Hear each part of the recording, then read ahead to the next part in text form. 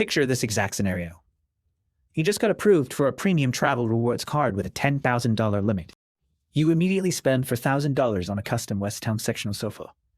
You already have the cash sitting right there in your checking account, and you plan to wipe the slate clean. You wait for the official bill to generate, and the second it hits your inbox, you pay the entire thing off. Borrow interest paid. You are a model borrower. But 3 days later, an alert pops up on your phone. Your credit score just tanked 25 points. You did everything perfectly, yet the system penalized you anyway. This is a classic example of algorithmic lag, where the reporting software sees the debt but misses the payment. It catches thousands of Americans off guard every month, all because they completely misunderstand one single day on the calendar. Today, I am going to show you exactly how banking institutions take a frozen snapshot of your financial life. I will prove how moving your payment by just 48 hours can be the difference between a decent score and an elite one. Welcome back to Alex on Assets, the place where we outsmart the financial algorithms designed to keep you confused. Today, we are tearing apart the mechanics of your credit utilization ratio. This specific metric measures the amount of available credit you are actively using, and it is the fastest lever you can pull to manipulate your score. A flawless payment history takes years of discipline to build up. Hard inquiries take a full 2 years to finally fall off your report. But your utilization rate? That metric resets almost instantly if you know exactly how to manipulate the data reporting. We will cover precisely when your bank reports your balance, why paying in full is drastically different from a zero balance, and the exact percentages you must hit. Before we do the calendar math, take a second to hit that subscribe button for more tactical breakdowns on how wealth actually works. Let us start with the trap that catches almost everyone.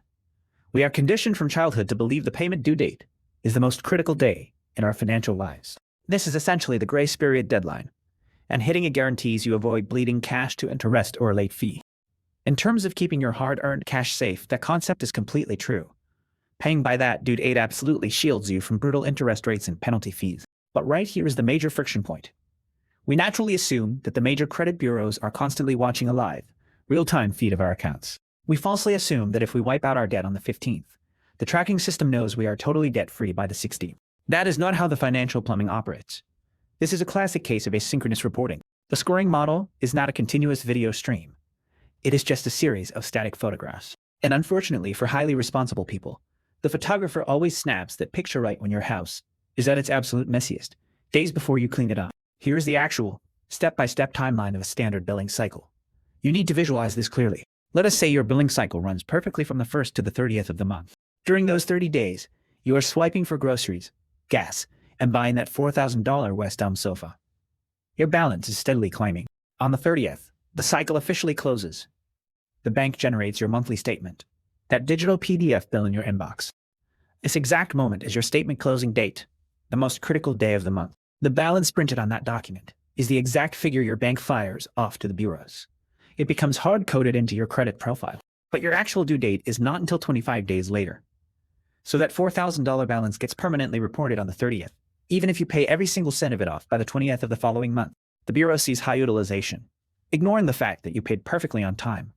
This creates a massive psychological disconnect. You feel responsible because your checking account shows money leaving to settle the debt, but your official report makes it look like you are recklessly maxing out your limits. This phenomenon is the utilization illusion. I have spoken with people who are terrified to swipe their plastic. Every time they make a large purchase, their score aggressively tanks, even when they have the cash ready to cover it. They start believing the financial system is deliberately rigged against them, or that revolving credit is inherently toxic. The system is not secretly broken. It is just deeply bureaucratic. The algorithm is lagging. It is actively grading your current financial health based on yesterday's outdated news.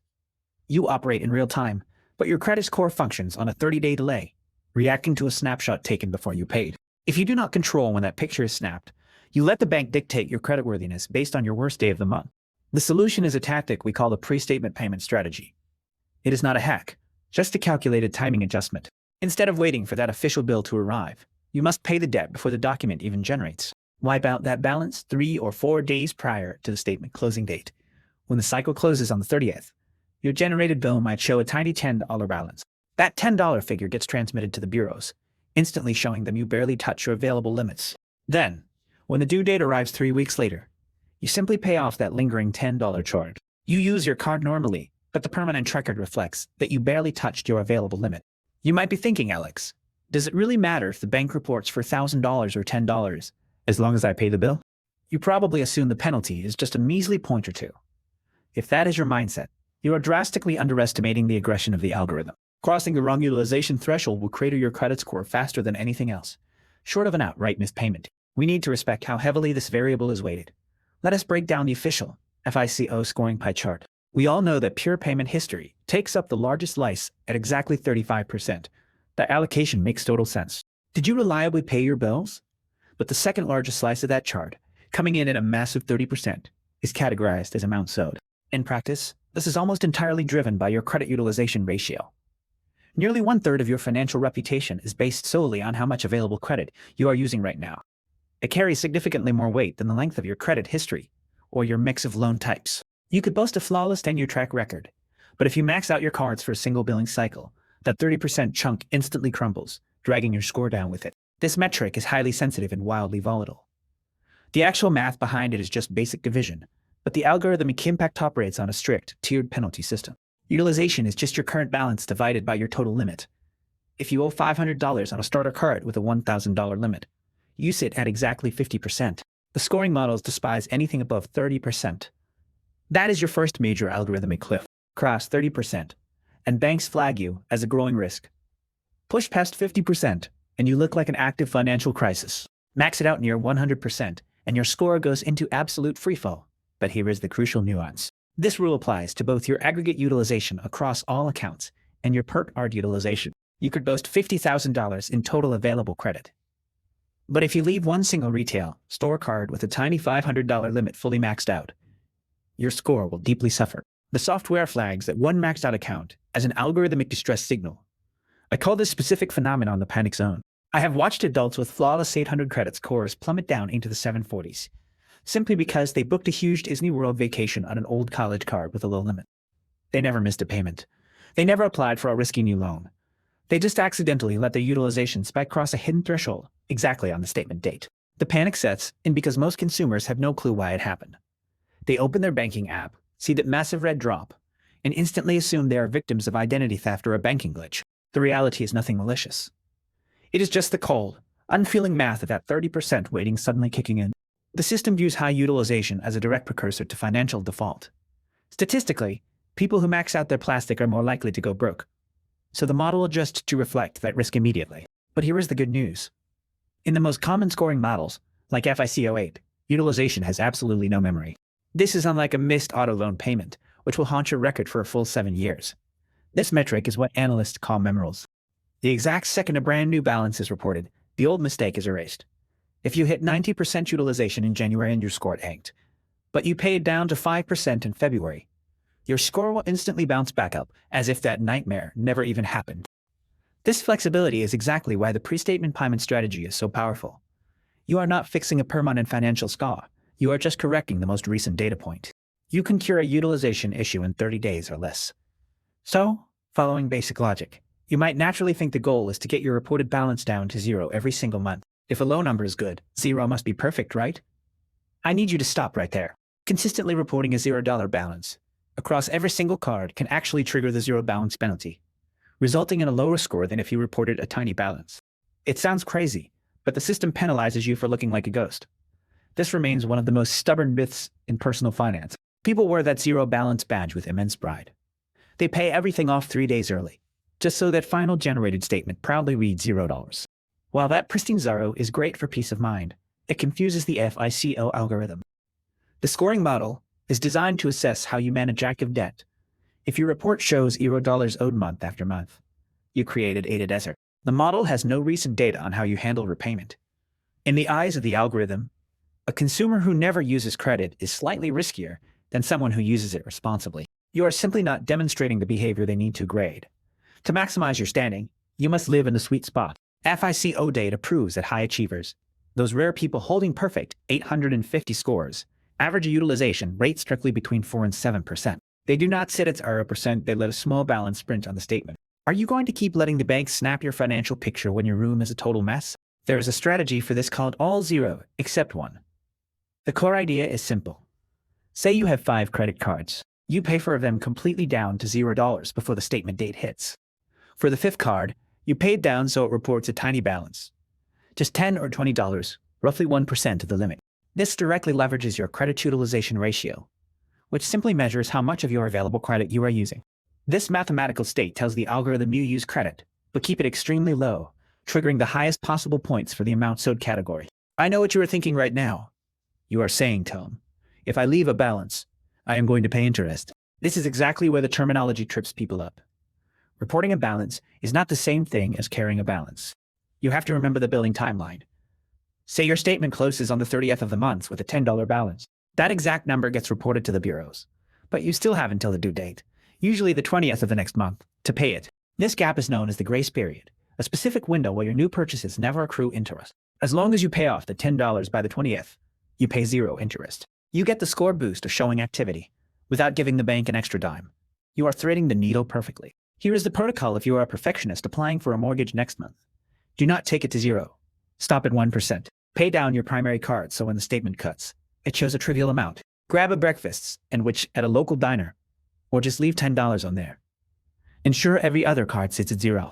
Lenders look for an active use signal, a reporting metric proving you handle revolving credit without becoming a risk. If you are not applying for a mortgage soon, do not stress about doing this perfectly. Keeping your utilization below 10% is usually enough to stay in the 760 plus range. But if you want that 800 score, you must manage the 1%. We have the theory down now. You pay before the statement cuts. But here is where people mess up in practice. They rely on automatic payments. If you set it to pay your statement balance, you already lost the game. Automatic payments keep you from being late. They are not designed to optimize your score. To use this strategy, turn off the autopilot and take manual control. Step 1 is information gathering. You need the statement closing date for every card you own. This marks the end of your billing cycle. The specific day, the bank tallies your purchases for the credit bureaus. This date is rarely obvious in the app. The main screen just screams the due date at you because they want to get paid. To find the closing date, navigate to the Statements tab and open a digital copy of an old bill. Look for a line, reading billing cycle ends or next closing date. Put these dates into your calendar as recurring monthly events right now. If your card officially closes on the 15th, set a hard reminder for the 13th. That today buffer is crucial. Payments run through the automated clearinghouse, the electronic network banks use to move funds. These transfers often take a full day or two to clear and post. Step 2 is the math. On the 13th, log in and look at your balance. Let us say it is $800. If you want to report a $10 balance, manually push a payment of $790 right then and there. Do not wait for the automated system. Initiate the transfer yourself. This deliberate move drops your balance to $10 while the transaction pens. When the 15th rolls around and the bank generates your monthly statement, it only sees $10. That is the exact number that flies off to Experian to become your official record. You successfully curated your credit report. You manipulated the snapshot the bureaus see. Step 3 is the cleanup. After the statement closes and you get the email saying your bill is ready, open it up. It should show a new balance of $10, with a minimum due of $10. Now ensure that final $10 gets paid before the due date, likely 20 days later. If you set things to pay the statement balance, it should theoretically pull the $10 automatically. Still, I strongly recommend manually checking it the first few times. Payment history makes up 35% of your total score. One missed payment destroys your profile. You never want to be so clever with your utilization that you accidentally miss a payment, trading a score boost for a permanent penalty. Let us talk about consistency.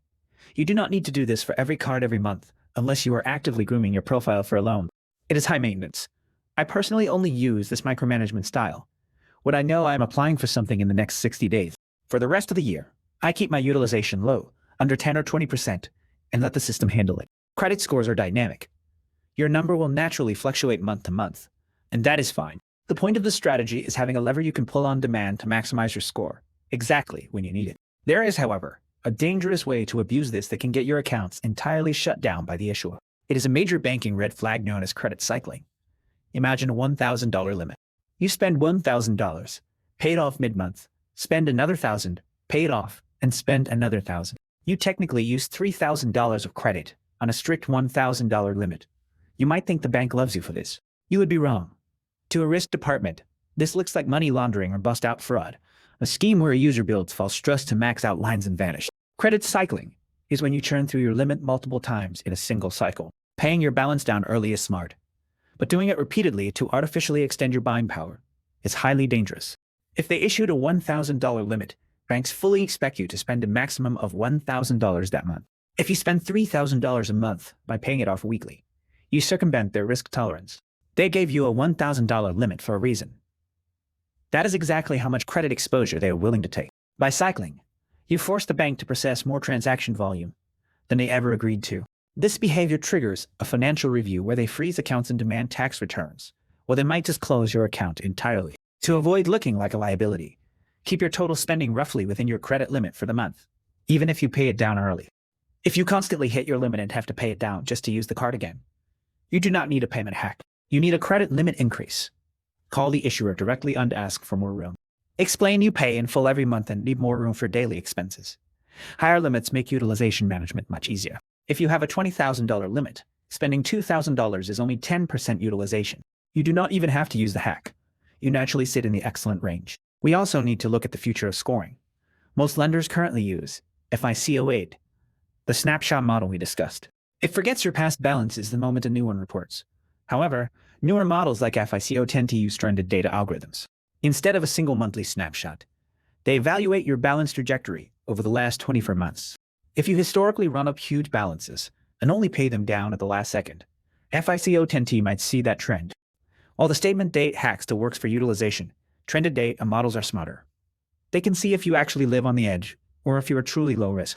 That said, FICO 10T adoption in the banking industry is incredibly slow. For now, the snapshot strategy remains king for securing mortgages and auto loans. Finally, here is a crucial defensive tip. Sometimes people try to simplify their finances by closing old, unused credit cards. In the context of utilization, this is a massive mistake. Your ratio is calculated on both a per card basis and an aggregate overall basis.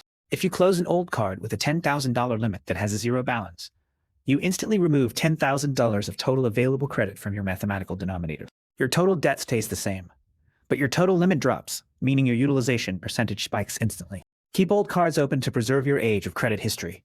Put a small recurring subscription on them, like a Hulu plan. Set it to auto pay, and let those accounts pad your utilization numbers. They are the ballast keeping your ship steady. Let us recap the protocol. First, stop looking at the due date as the only date that matters. Find your statement closing date. Second, calculate your utilization. You want to be under 30% for good scores and under 10% for excellent scores. Third, 3 days before your statement closes, log and then pay down your balance to a very low number, but ideally not zero if you want to maximize the score. Leave 1% or a small nominal amount. Fourth, let the statement close. The bank then acts as a data furnisher, reporting that low number to the bureau. Your score jumps or stays high. Finally, pay off that remaining chunk by the actual due date to avoid interest. It is a two-step payment process that effectively decouples your spending from your credit report. The banking system is built on rules. Most people only learn the rules about fees and interest, but the rules about reporting and data are just as powerful. By taking control of the snapshot, you stop being a victim of the algorithm and start being the manager of it. I want you to try this for 1 month. Pick one card, find the exact closing date, pay it down early, and carefully watch your credit monitoring app. When you finally see the credit score jump, I want you to come right back to this exact video and leave a comment below telling me how many points you gained. Sharing those real-world results actively helps verify the data and proves the strategy works for everyone else in the community. I really appreciate you tuning in today, and I am glad you are taking the time to master the financial systems they purposely never taught us in school. Thanks for watching Tom Talks Money, and I will be sure to see you in the next one. Are you going to keep letting an invisible banking algorithm quietly dictate your financial future, or are you finally going to take control of your score today?